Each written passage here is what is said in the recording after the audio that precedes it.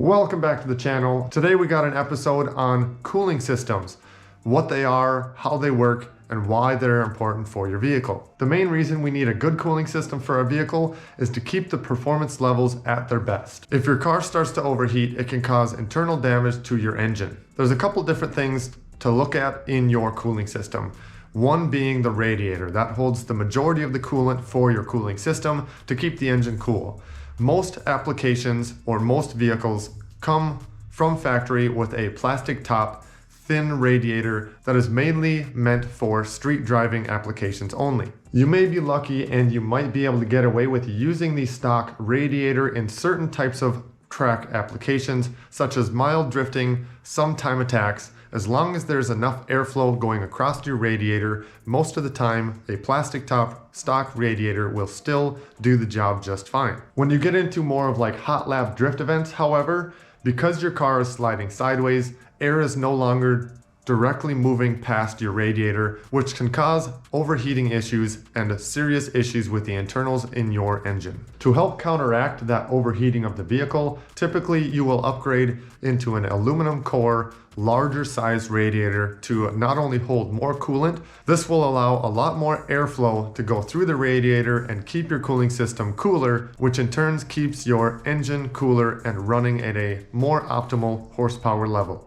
In most situations, when your car starts getting a little bit too hot and sees very extreme temperatures, your car's computer or ECU will typically tell your car, hey, something's wrong. It will then take power from your vehicle to keep your engine safe. Another important piece in your cooling system is your thermostat. This part is made to control the temperature inside of the engine and the cooling system. When your car gets to an operating temperature, typically around that 190 range, your thermostat will open, allowing coolant to flow through your coolant system. In certain types of racing applications, you may find people put a lower temperature thermostat into their vehicle so it opens sooner, so it starts cooling the engine a lot faster than a stock thermostat. There is some other types of upgrades for vehicles, such as my Mazda Miata. The Mazda Miata has a reroute kit that brings the coolant, instead of going to the front of the engine, it circulates it to the back of the engine where it's actually supposed to go, so it goes through the entire engine. If you leave the Mazda Miata stock coolant system going through the front of the engine, typically your cylinder 4 and even 3 can get way too hot and you can start having piston issues and valve issues if you don't do the reroute kit. Fun fact about Mazda Miatas, the engine was actually out of a front wheel drive vehicle. That's why the coolant is supposed to go through the backside of the engine. That is the original location for your coolant inlet into the block, and then it comes out the front of the engine. In a Mazda Miata application, the engine is turned to a rear-wheel drive drivetrain, which then the coolant goes in the front of the engine and down out through the middle of the block on the bottom. So if we take a look at my coolant system in my Miata, I have a stock OEM plastic top radiator with aftermarket Miata E-fans. I have the AC fan wired into the main coolant fans, so then both of these fans turn on when it starts to get too hot, which pulls a lot more air through the radiator. So as I was saying before, your coolant comes from the top of the radiator into the front of the block. I have a block off plate on that, and I have the reroute that goes into the back of the head back there. Because I have a turbo in this Miata, I then took the stock lines coming out of the front of the head, go into the inlet of the turbo, and back out down to the drain on the bottom of the engine. Now up front of the Miata, I have a plastic top OEM style radiator in the engine bay. I've been doing just fine with that cooling system so far,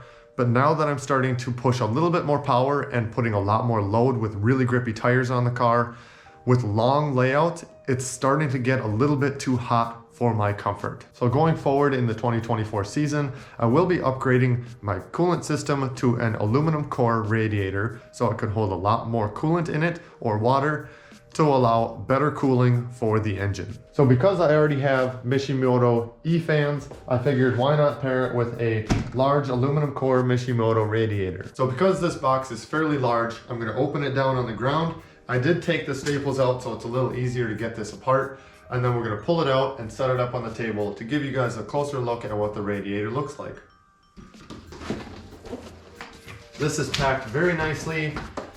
You do not want to damage the fins on your radiator any type of damaged fins will typically mean airflow will not be as good because the flaps are bent and it keeps air from moving through your radiator.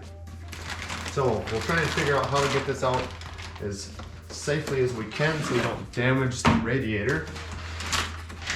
There's a lot of pieces in here to hold this from flopping around during shipping, which is very nice. Then you know it's not going to be damaged. That thing looks nice. Those welds look super good. Let me lay one of these down on the table too.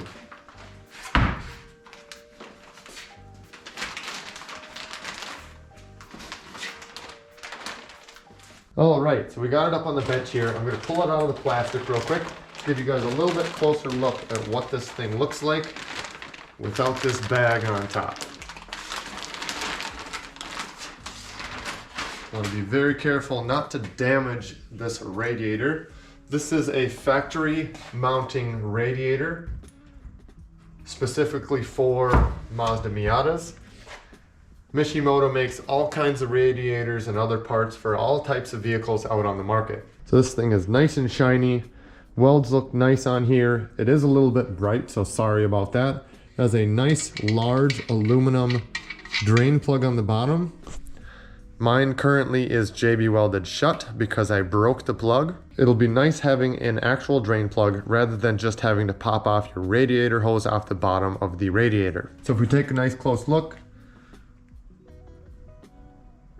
nice welds there, nice mounting brackets. It is nice and lightweight, and this is also about twice the thickness as the current radiator that is in my car. Right now it's about 1 inch. This is a 2-inch core aluminum radiator, so I'm super excited to be able to run this in the car so my car stays nice and cool. Now that you know a little bit more information about your cooling system, now you can determine whether or not you need to upgrade or if you can go and have some fun. Comment down below if you've done any type of cooling system upgrades to your vehicle. So that's going to wrap it up for today. Hopefully you learned something new about cooling systems. Thanks for watching. Don't forget to like, comment, and subscribe.